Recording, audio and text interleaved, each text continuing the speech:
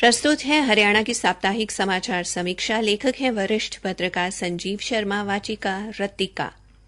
प्रधानमंत्री नरेंद्र मोदी ने जिस विकसित भारत की वर्ष 2047 के लिए कल्पना की है, उसमें हरियाणा के लाखों युवा भागीदार बनने जा रहे हैं। प्रदेश के महाविद्यालय और विश्वविद्यालय के लाखों युवा आने वाले दिनों में इस यात्रा के साथ न केवल कदमताल करते हुए नजर आएंगे, बल्कि अपने कनिष्ठों को भी इसके साथ जोड़ते हुए मिलेंगे। हरियाणा में इस यात्रा की शुरुआत 30 नवंबर को हुई और ये यात्रा 26 जनवरी को समाप्त होगी। यात्रा का मुख्य उद्देश्य कतार में खड़े अंतिम व्यक्ति को समृद्ध बनाना है, ताकि उसके नाम के आगे लगा गरीब व पिछड़ा शब्द हट सके।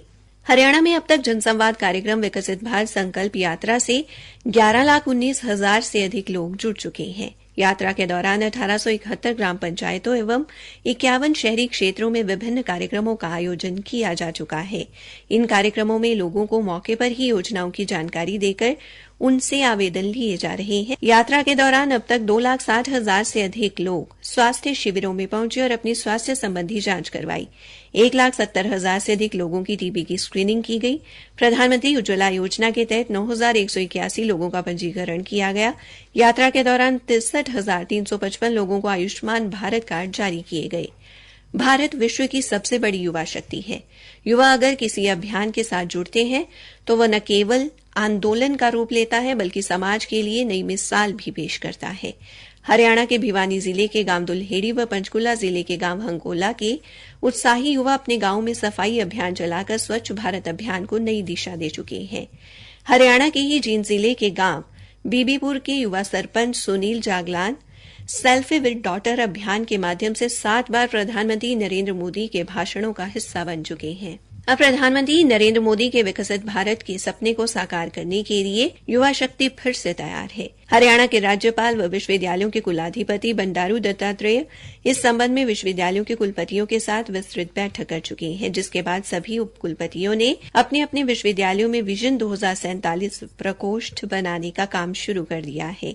विकसित भारत पोर्टल तक सीधी पहुंच के लिए सभी विश्वविद्यालय अपनी आधिकारिक वेबसाइट पर QR कोड डालेंगे। महाविद्यालय एवं विश्वविद्यालयों के युवाओं द्वारा वर्ष 2047 तक भारत को एक विकसित राष्ट्र बनाने में सक्रिय भागीदारी के लिए एक सोशल मीडिया अभियान शुरू किया जाएगा।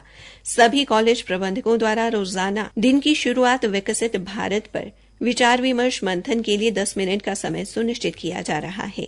11 दिसंबर से शुरू हुआ यह अभियान 25 दिसंबर तक चलेगा, जिसके तहत छात्रों से प्रतिक्रिया ली जाएगी।